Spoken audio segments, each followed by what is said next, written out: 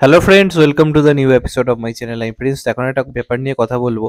তো হঠাৎ করেই ফেসবুক করতে করতে আমার চোখে পড়লো জিনিসটা। তো মির্জার বিহাইন্ড দ্য শট বার করা হয়েছে অ্যাকশনের। তো সেটা না জাস্ট তাক লাগিয়ে দেওয়ার মতো হয়েছে।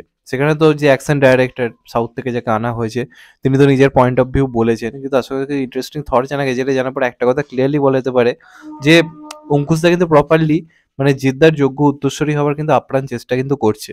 ইয়াস করতে পারেনি, ইয়াসে সেন্টিমেন্টাল এসেছিল, চেষ্টা করেছিল মেন স্ট্রিম কমার্শিয়াল হতে কাজ করা, কিন্তু সেটা সেইভাবে সফল হতে পারেনি। তার বড় কারণ হচ্ছে ইয়াসকে আর সেই লোকে আগের মতো অতটা কিন্তু তার সিনেমা দেখতে যাবো ওই মেন্টালিটি। ইয়াস যখন নতুন এসেছিল সেই জিনিসটা কিন্তু ছিল। তো হতে পারতো মেন্টাল যদি ওই সময় আসতো হয়তো বেটার চলতো। কিন্তু অঙ্কুশের কিন্তু এমনি একটা হিউজ অডিয়েন্স রয়েছে।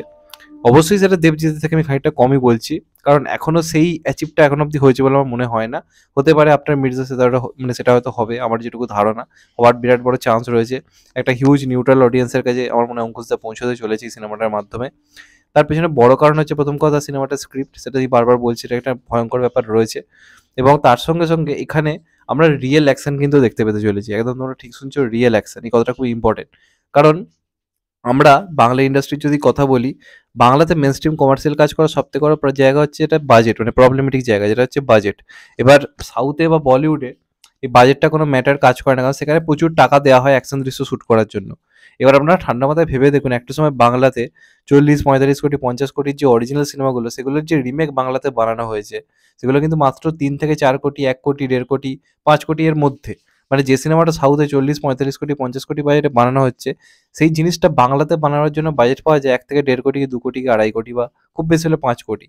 তার মানে অর্ধেকের বেশি, মানে দ্বিগুণ থেকে 4-5 গুণ কম আমরা বাজেট পেয়ে থাকি। কিন্তু যখন আপনি রিমেকগুলো দেখবেন, আপনি কিন্তু অরিজিনাল আর আমাদেরগুলোর মধ্যে কোনো ডিফারেন্স দেখতে পাবেন না। তার মানে বুঝতে পারছো যে আমাদের এখানে কিন্তু টেকনিশিয়ান যারা কাজ করে তারা কিন্তু যথেষ্ট দক্ষ।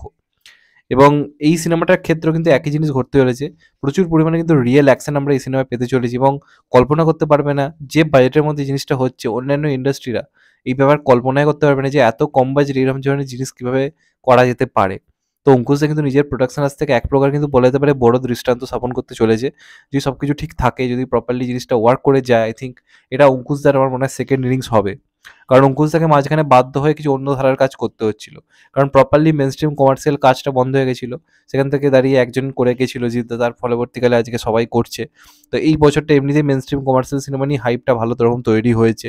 পারিয়াও মোটামুটি সাকসেস পেয়েছে। তো আশা করে যে এটার মধ্যে যদি সেই জিনিসগুলো থাকে, আমার মনে হয় এটাও কিন্তু ওয়ার্ক করবে। তো আপনারা যদি বিহাইন্ড দ্য শটটা দেখেন, যেটা অঙ্কুশদা কালকে পোস্ট করেছে, আমি দেখতে পাচ্ছি পুরোপুরি রিয়েল অ্যাকশন সেখানে কিন্তু হচ্ছে। মানে ওই ভিএফএক্স, সিজিআই এইসবের মাধ্যমে কিন্তু নয়, পুরোপুরি রিয়েল অ্যাকশন হচ্ছে। এবং বড় ব্যাপার যেটা কেন আমি এটাকে রেসপেক্ট করছি, অঙ্কুশদার রীতিমতো পায়ে চোট নিয়ে, পায়ে রীতিমতো তার অস্ত্রোপচার করতে হয়েছে রিসেন্ট টাইমে একটা গানের মানে নাচের দৃশ্য মানে ইয়ে করার জন্য, শ্যুট করার জন্য।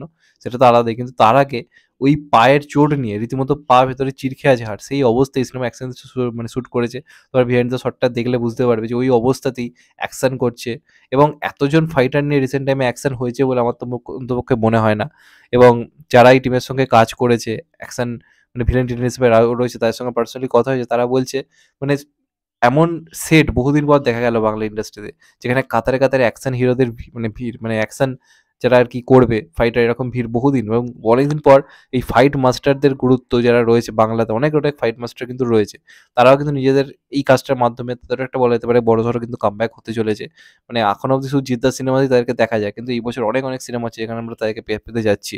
অন্য বছরে কি হয়, একটা জিদ্দার সিনেমায় তারা কাজ করছে, এই বছর কি হচ্ছে, মির্জা আসছে, খাদান আসছে, প্রত্যেকটা ক্ষেত্রে কিন্তু তারা কিন্তু নিজেদের কিন্তু কাজ এই বছর করতে পারছে। এটা কিন্তু ইন্ডাস্ট্রির জন্য একটা ভালো দিক, খুবই ভালো দিক। কারণ আমরা শুধু সামনে হিরোদের নিয়ে কথা বলি, পেছনে যারা থাকে তাদের নিয়ে কথা হয় না। কিন্তু এখানে যদি আমরা বিহাইন্ড দ্য শট দেখেন, বুঝতে পারবেন কতজন একটা শটের পেছনে কতজনের গুরুত্ব রয়েছে। তো এইরকম রিয়েল অ্যাকশন বাংলায় সচরাচর দেখা যায় না। ট্রাই করছে অঙ্কুশ, এটা দেখে ভাল লাগছে। এবং অ্যাকশনগুলো খুব বিশ্বাসযোগ্য লাগছে, যেটুকু টিজারে সেইভাবে তো অ্যাকশন দেখানো হয়নি, কিন্তু অঙ্কুশদার ওই হেঁটে এসে বসাটা, আগুন পেছনে উঠছে, মানে বাংলা সিনেমা জাস্ট মনেই হচ্ছে না। তো সেখান থেকে দাঁড়িয়ে এই যে কিছু একটা ট্রাই করছে, আশা করব এই সিনেমাটা ওয়ার্ক করবে, এবং আমার আশা রয়েছে এটা কিছু একটা হবে। তো দেখা যাক ফাইনালি কি হয়। এবং আমার মনে হয় এটা যে প্যান ইন্ডিয়া রিলিজ করা হচ্ছে না, একদম বাংলায় রিলিজ করেছে সঠিক সিদ্ধান্ত। কারণ অঙ্কুশের তো নতুন প্রোডাকশন হাউস, এখন এই প্যান ইন্ডিয়া এটা ওটা করতে গেলে অনেক বাজেট বেড়ে যাবে। তো আগে বাংলায় চলুক, তার পরবর্তীকালে আমার মনে হয় এটাকে হিন্দিতে সেইভাবে আনা যেতে পারে।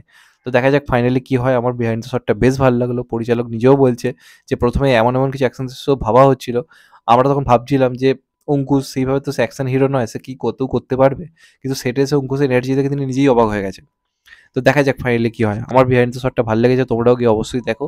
আর যদি চ্যানেলটা নতুন হয় চ্যানেলটাকে সাবস্ক্রাইব করে দিও। আর অঙ্কুশ দা কিন্তু খুব ভালো প্রমোশন করছে, এরকম জিনিস বাংলাতে অবশ্যই আনা উচিত। বিহাইন্ড দ্য শট ফট জিদ্দা সিনেমা এরকম জিনিস বহুত হয়, কিন্তু জিদ্দা বিহাইন্ড দ্য শট ফট এগুলো আনে না।